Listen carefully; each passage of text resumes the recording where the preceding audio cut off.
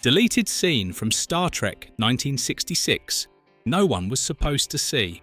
Let's go back to 1966, when American television had only 3 channels.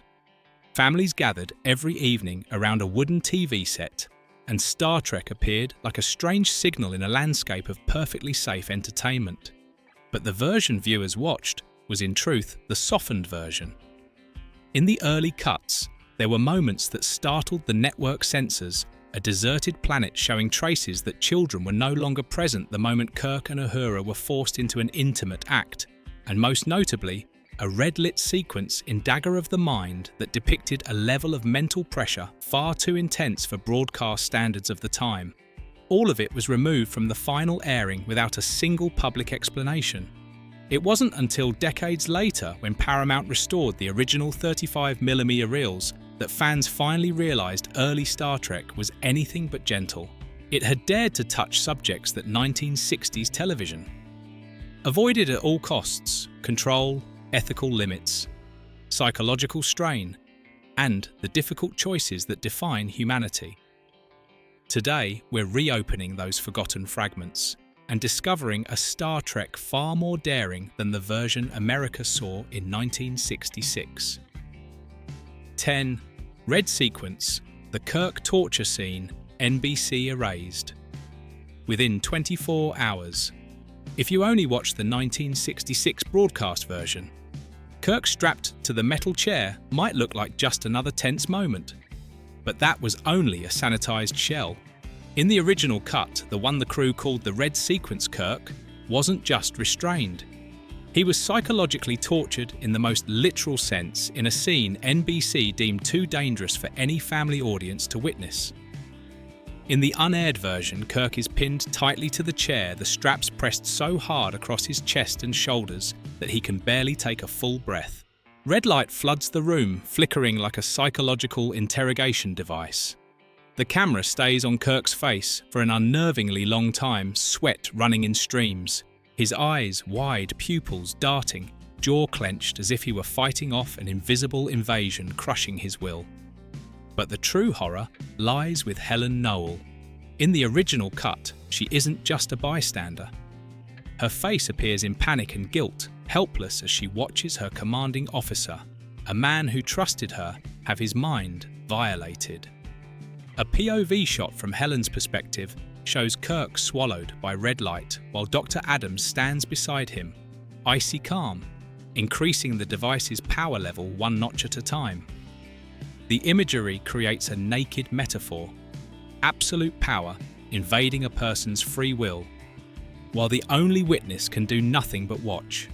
When NBC viewed the sequence, they didn't hesitate for even a minute. In internal notes, they described the scene as severe psychological torture, with implications of coercion, mental, intimate violation, something absolutely forbidden in primetime.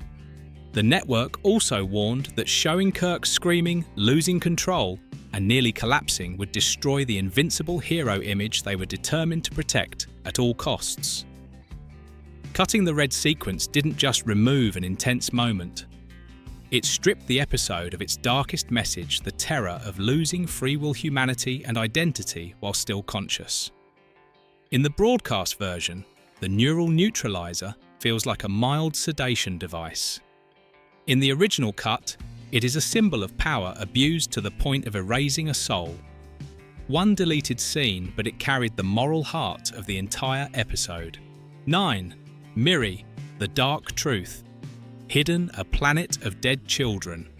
If there is one episode of Star Trek that left the entire crew silent after the first assembly cut, it was Miri. Not because of the reverse aging disease or the duplicate Earth setting, but because of a scene erased so quickly that today it survives only through scattered recollections, a street littered with the bodies of dead children. In the original script, when Kirk, Spock and the landing party arrive, they were meant to witness one of the saddest images in the entire series. The camera would glide past the sudden remnants of childhood. A stroller tipped onto the curb, a half-open schoolbook on the sidewalk, a teddy bear lying face down on the pavement. And among these familiar things were small, motionless bodies, bloodless, but unmistakably showing that an entire world of children had collapsed within a few terrifying hours. According to the director's notes, the scene was designed as a 3-shot sequence, a toy rolling in the wind. A child's hand sticking out from under a hastily thrown cloth, and at the street corner 2 small bodies lying side by side as though they had tried to run but never made it. Only a few seconds, only mannequins, but for American television in 1966 it crossed an absolute line. NBC viewed the cut and immediately ordered "remove everything." No images suggesting the death of children may be broadcast.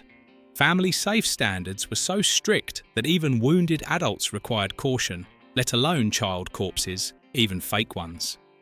But the mass death of children was the emotional core of Miri. A life extension experiment had failed catastrophically, wiping out every adult and leaving children to live unusually long, only to die painfully the moment puberty began. Without visual evidence, that tragedy feels softened, wrapped in an unnecessary layer of safety.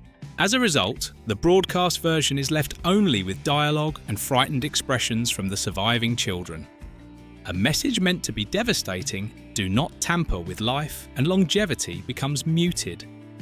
One deleted scene, but it took away the very soul of Miri. 8. The buried love scene. One of the rare moments Spock lost emotional control across all of Star Trek TOS. Few moments are as quietly heartbreaking as the sequence where Spock, the embodiment of Vulcan logic and discipline, suddenly becomes a man full of feeling. It is the scene NBC cut down so heavily that nearly half of its emotional power was lost. In the original cut of This Side of Paradise, when Layla Kalomi touches the spore-releasing plant and Spock accidentally inhales the spores, the transformation happens like an instant thaw. Spock smiles, not the polite, guarded smile he occasionally gives, but a genuine soft smile that feels like the audience is witnessing a secret Spock has hidden his entire life. The field scene that follows is the true heart of the episode. Spock wraps his arms around Layla for a long time, gentle, hesitant, as if he is relearning how to touch someone he loves. Layla leans into his shoulder, breathing in, as though she has finally stepped back into a moment she has waited for far too long. The camera stays close on them for more than 10 seconds, a bold choice for 1960s television. The warm afternoon light, drifting spores, and soft movement of the grass create a romantic yet melancholic frame. The audience knows Spock is only human because of the spore's temporary influence. It was this extended intimacy that made NBC intervene immediately. The long embrace and prolonged kiss, paired with a male lead losing emotional control, were judged to exceed primetime standards. NBC's order was explicit. Cut it shorter. Reduce the close-ups. Do not let the embrace linger. As a result, the broadcast version contains only a few brief beats, enough to understand what is happening, but not enough to feel what is happening. The cuts weakened what was meant to be one of Spock's rarest human moments. In the original, viewers could truly feel that he was capable of love and tenderness, which would make his forced return to cold Vulcan logic far more emotionally devastating. NBC erased the most beautiful part of that moment simply because it was too human for a character they wanted to keep safe for family television. 7. The kiss that terrified the network. Kirk and Uhura and the forbidden line of 1960s TV. In Plato's Stepchildren, 1968, Star Trek ventured closer than any American television series had ever dared to break a decades-old taboo, showing a white man and a black woman kissing on national television. Today, the kiss between Kirk and Uhura is remembered as historic, but few know NBC monitored it with suffocating caution. And it came dangerously close to being erased entirely. In the original footage, the kiss does not come from affection, but coercion. Kirk and Uhura are telekinetically controlled by the Platonians, forced against their will until their lips meet. The camera holds extremely tight on them, emphasizing Kirk's helplessness and Uhura's expression of anger mixed with despair. Nichelle Nichols portrayed Uhura as a woman maintaining dignity while being mentally coerced, making the scene far heavier than any televised kiss of its era. But only hours after seeing the assembly cut, NBC sounded the alarm. The issue wasn't the kiss itself, but the socio-political climate of 1960s America. Many Southern affiliates still held the right to refuse content deemed racially inflammatory. An interracial kiss, even one under duress, crossed that forbidden line. NBC demanded a solution film, a no-kiss version. In that version, Kirk and Uhura would be pulled close, but their lips would not touch. The network planned to keep both cuts and let local stations choose whichever version would avoid backlash. But Shatner and Nichelle Nichols refused to let that happen. They intentionally ruined every no-kiss take, looking into the wrong direction, blinking theatrically flubbing lines until the alternate version became unusable. In the end, NBC had only one broadcast left, the one with the kiss. Despite censorship pressure, political anxiety and studio compromise, the kiss aired nationwide. And in just a few seconds on screen, Star Trek shattered one of American television's strongest taboos, becoming a cultural milestone far beyond the confines of a single episode. It marked the moment Star Trek dared to confront the real divided America and dared to open the first small door toward change. 6. Morphine was not allowed to exist. The banned substance that forced the entire episode to be rewritten. In Harlan Ellison's first draft, the tragedy that launches the entire story did not come from a fictional drug. McCoy, panicking after a minor accident aboard the ship, accidentally injects himself with an overdose of morphine, sending him into a delirious state. In that frenzy, he flees the Enterprise and leaps through the Guardian of Forever. That was supposed to be the ignition point for a heart-stopping tale about destiny, responsibility, and the price of tampering with history. But as soon as NBC read the script, a problem appeared. Primetime television in 1967 had extremely strict rules. The names of real illicit substances, especially opioids, were explicitly forbidden. The network feared that showing McCoy, the Enterprise's chief medical officer, a symbol of morality and science, associated with morphine even by accident, would damage his character's image and set a dangerous precedent for family television. Using the name of a real drug was considered a violation of broadcast ethics. Local stations might even refuse to air the episode. The result, morphine, was removed entirely and replaced with cordrazine, a fictional compound functioning like an adrenaline overdose. Cordrazine was sci-fi enough to avoid controversy, yet strong enough to drive McCoy into the delirium the story required. But the change made the opening less sharp. Ellison's original metaphor about drug misuse with all its social weight became softer, safer when replaced by a fictional substance. Viewers no longer saw McCoy as a casualty of medical failure, but simply as someone who had an accidental reaction to an invented drug. And yet, the remarkable thing is this: the episode's core tragedy and sense of destiny remained just as powerful. McCoy still pushes the timeline off its axis. Kirk still faces the brutal choice: save Edith Keeler or save humanity's future. And the audience still feels their heart tighten as the time portal closes. One small change, a different drug name, but a vivid reminder of the tight control Star Trek was under.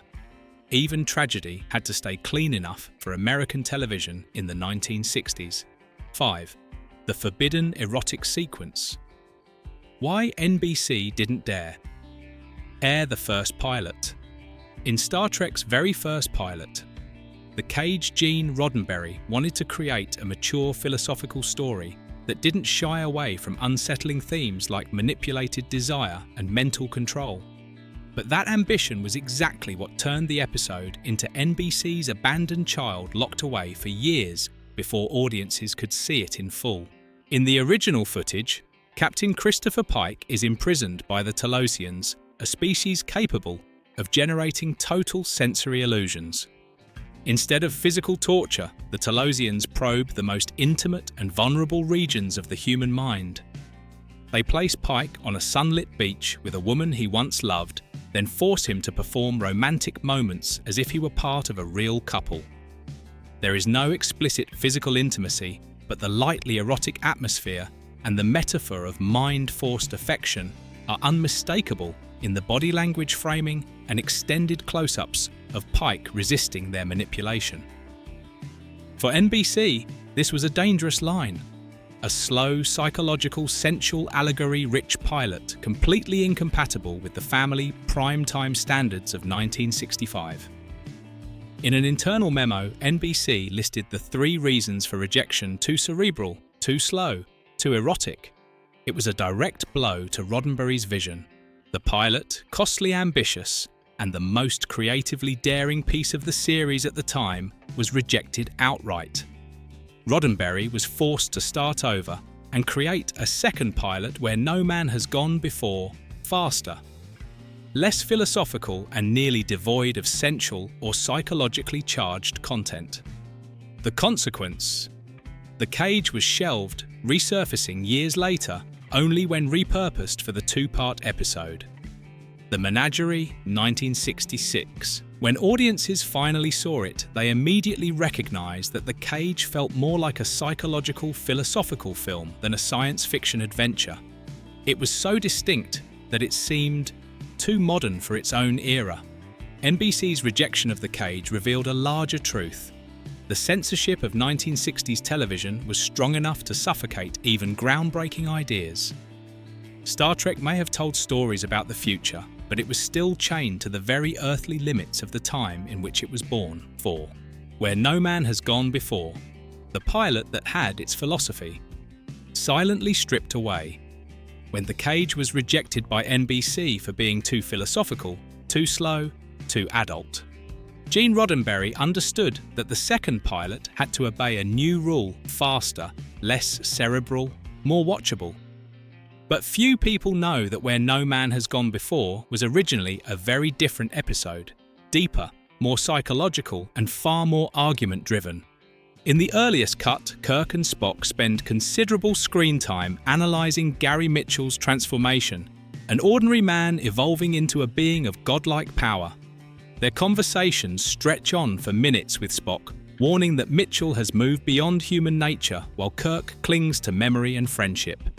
The camera holds on long, uninterrupted dialogue shots. No music, no cutaways, no action. It was pure Roddenberry science fiction, built on philosophy. NBC rejected it immediately.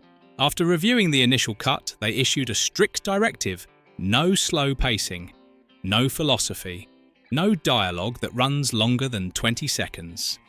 This forced the production team to restructure the entire episode.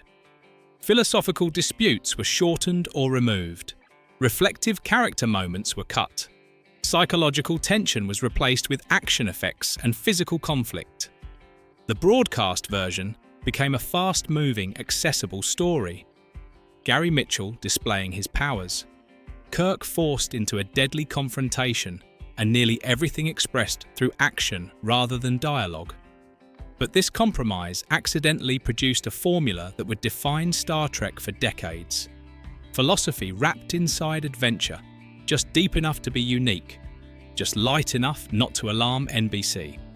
From that moment on, Star Trek's narrative style crystallized: intelligent but not too intellectual, measured but never too slow, always balancing grand ideas with mainstream pacing. A heavily altered pilot, but one that laid the foundation for how Star Trek would survive between two worlds: the artist's creative freedom and the rigid limits of 1960s American television. 3. Shore Leave, the female body censorship. NBC forced camera. Chains for being too suggestive. Shore Leave is one of the strangest episodes of Star Trek TOS, playful, surreal, and almost completely free of darkness. But what viewers never knew is that the original cut leaned in far more adult direction.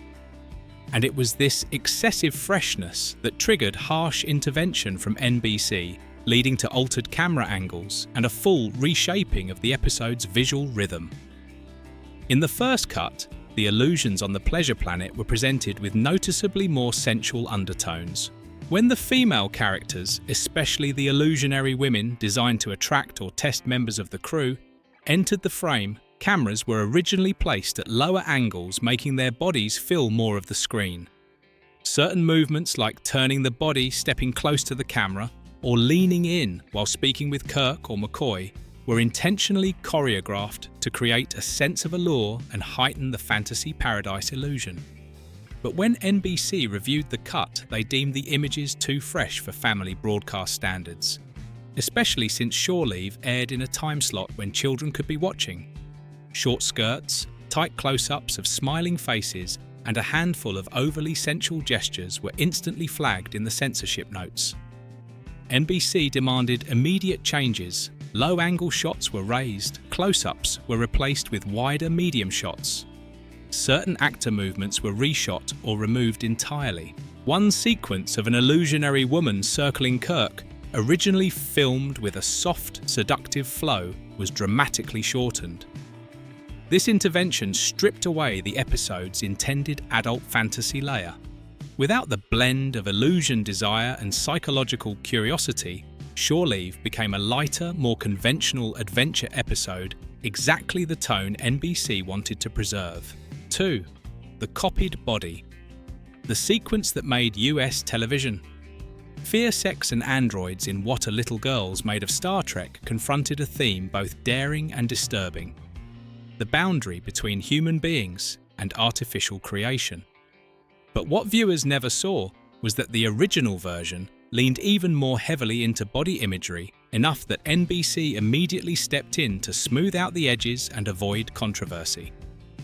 In the first cut, the sequence depicting how android bodies are created was surprisingly direct. The body scanning machine sweeps over the contours of real human skin before transferring them into an artificial body. The camera includes close-ups of shoulders, necks, arms, and even the upper torso of the duplicate shots designed to emphasize the unsettling precision of rebuilding a human through technology. When Andrea's android form appears, the camera lingers on angles highlighting the nearly inhuman perfection of her body. Smooth, flawless, beautiful, in a way that is unnervingly ideal. Those details unintentionally gave the scene a tone of physical objectification, evoking both sexual metaphor and the anxiety of men creating their own ideal woman. And that was exactly why NBC intervened. The censorship memo stated clearly, concern over excessive sensuality and the objectification of human-machine bodies. As a result, body close-ups were removed or replaced with wider shots. Transitions between organic and android forms were shortened. Camera angles emphasizing Andrea's physique were changed to more neutral front-facing framings.